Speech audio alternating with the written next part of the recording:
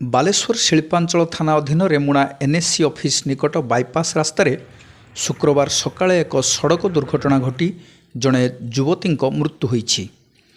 ମୃତ ଯୁବତୀ ଜଣକ ମୟୂରଭଞ୍ଜ ଜିଲ୍ଲା ବାଙ୍ଗିରିପୋଷି ଥାନା ଚକଦର ଭୁଆଶୁଣୀ କୁସୁମବନ୍ଦୀ ଗାଁର ମଧୁ ନାୟକଙ୍କ ଝିଅ 20 ବର୍ଷିଆ ବିଦ୍ୟୁତ ପ୍ରଭା ବୋଲି ଜଣାପଡ଼ିଛି। ବିଦ୍ୟୁତ ପ୍ରଭା ତାଙ୍କର ପୁରୁଷ ବନ୍ଧୁଙ୍କ ବାଇକ୍ରେ ବସି ସୋମନାଥପୁର ଏକ କାରଖାନାକୁ କାମ କରିବା ପାଇଁ ଯାଉଥିବା ବେଳେ ଏକ ଟ୍ରଲର ତଳେ ପଡ଼ି ପ୍ରାଣ ହରାଇଥିଲେ। ଦୁର୍ଘଟଣା ଘଟିଥିବା ଟ୍ରଲର ଏବଂ ଟ୍ରଲର ଚାଳକକୁ ଲୋକେ ଅଟକାଇ ପୁଲିସକୁ ହସ୍ତାନ୍ତର କରିଛନ୍ତି। ବାଇକ୍ ଚାଳକ ମୟୂରଭଞ୍ଜ ଜିଲ୍ଲା କପ୍ତିପଦା ଥାନା କାଲାଡାହି ଗାଁର ସ୍ୱର୍ଗତ ଅକ୍ଷୟ କୁମାର ମହାନ୍ତିଙ୍କ ପୁଅ 24 ବର୍ଷୀୟ କମଲେଶଙ୍କ ଲିଖିତ ଅଭିଯୋଗ ଆଧାରରେ ଶିଳ୍ପାଞ୍ଚଳ ଥାନାରେ 129/2023 ନମ୍ବରରେ ଏକ ମାମଲା ରୁଜୁ ହୋଇଛି। ସୂଚନା ଅନୁଯାୟୀ କମଲେଶ ଓ ବିଦ୍ୟୁତ ପ୍ରଭା ଉଭୟ ସୋମନାଥପୁର ଶିଳ୍ପାଞ୍ଚଳ ସ୍ଥିତ ଆଲାସୋର ମେରାଇନ୍ ଚିଙ୍ଗୁଡ଼ି ପ୍ରକ୍ରିୟାକରଣ କାରଖାନାରେ କାମ କରନ୍ତି। ଦିନ 9ଟାରେ ଡ୍ୟୁଟି ଥିବାବେଳେ ସକାଳ ପ୍ରାୟ 8ଟା ସମୟରେ ଏକ ହିରୋ ସ୍ପ୍ଲେଣ୍ଡର ବାଇକ୍ରେ ସେମାନେ କର୍ମସ୍ଥଳୀ ସୋମନାଥପୁର ଆଡ଼କୁ ଯାଉଥିଲେ।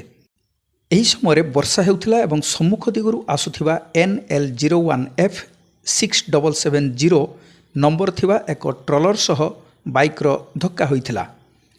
ଫଳରେ ବିଦ୍ୟୁତ ପ୍ରଭା ବାଇକ୍ରୁ ଛିଟିକି ପଡ଼ିଥିଲେ ଏବଂ ଟ୍ରଲର ତାଙ୍କ ମୁଣ୍ଡ ଉପରେ ଚଢ଼ି ଯାଇଥିଲା। ବିଦ୍ୟୁତ ପ୍ରଭାଙ୍କ ଘଟଣାସ୍ଥଳରେ ମୃତ୍ୟୁ ହୋଇଯାଇଥିବା ବେଳେ କମଲେଶ ସାମାନ୍ୟ ଆହତ ହୋଇଥିଲେ।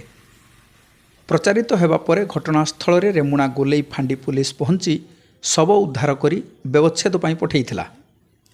ଅତିରିକ୍ତ ତହସିଲଦାର ଭୀମକାନ୍ତ ମାଝୀ ସେଠାରେ ପହଞ୍ଚି ପରିସ୍ଥିତି ନିୟନ୍ତ୍ରଣ କରିବା ସହିତ ରେଡ୍କ୍ରସ୍ ପକ୍ଷରୁ 10,000 ଟଙ୍କା ସହାୟତା ଘୋଷଣା କରିଥିଲେ।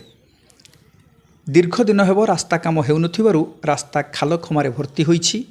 ଏହା ସାଙ୍ଗକୁ ସେହି ରାସ୍ତାରେ ଭାରିଯାନ ଚଳାଚଳ କରୁଥିବା ବେଳେ ହମ୍ପସ୍ ପ୍ରବଣ ରାସ୍ତା ଦୁର୍ଘଟଣାର ଅନ୍ୟତମ କାରଣ ବୋଲି ଲୋକେ ଅଭିଯୋଗ କରିଛନ୍ତି।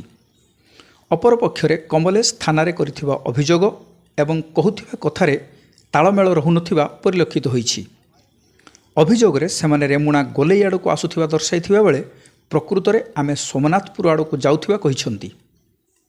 ପୁଣି କେତେବେଳେ ସେଠାରେ ଠିଆ ହୋଇଥିବା ବେଳେ ଟ୍ରଲରଟି ଧକ୍କା ଦେଇଥିବା କହିବା ଘଟଣାକୁ ଅଧିକ ରହସ୍ୟମୟ କରି ପକାଇଛି। ଆମେ ଯାଉଥିଲେ କମ୍ପାନୀକୁ କାମ କରିବା ପାଇଁ ତାକୁ ବାଟରେ ଆଉ ସକାଳୁ କିଛି ତାକୁ ପଚାରିଲେ ଖାଇଦେବେ କି ନାହିଁ, ସେ କହିଲା ନା ଖାଇନାହିଁ। ମୁଁ କହିଲି ହଉ ଏଇଠି ଯାଆନି ଟିକେ ଖାଇଦେବା। ଏଇ ଗାଡ଼ିଟା ଠିଆ ହେଇକି ଆମେ ଟିକେ କଥା ହଉଥିଲେ। ଦେଖି ସାଡ଼ୁ ଯେ ଗାଡ଼ିଟା ଆସିଲା, ସେ ଝଡ଼ାକୁ ଆଗେ କୁଟିଲା। ସେ ଝଡ଼ାକୁ କୁଟିଲା ପରେ ସେ ଝଡ଼ା ଆସିକି ମୋ ଦେହରେ ଜୋର ବାଡ଼େଇ ହେଲା। ଜୋର ଯେତେବେଳେ ବାଡ଼େଇ ହେଲା ମୁଁ ବି ଛିଡ଼ିକି ପଡ଼ିଲି। ସେ ମୋ ଦେହରେ ବାଡ଼େଇ ହେଇକି ସେ ତଳେ ଯେ ପଡ଼ିଗଲା, ଚକାଟା ଲାଗିଗଲା ତା ମୁଣ୍ଡ ତଳେ।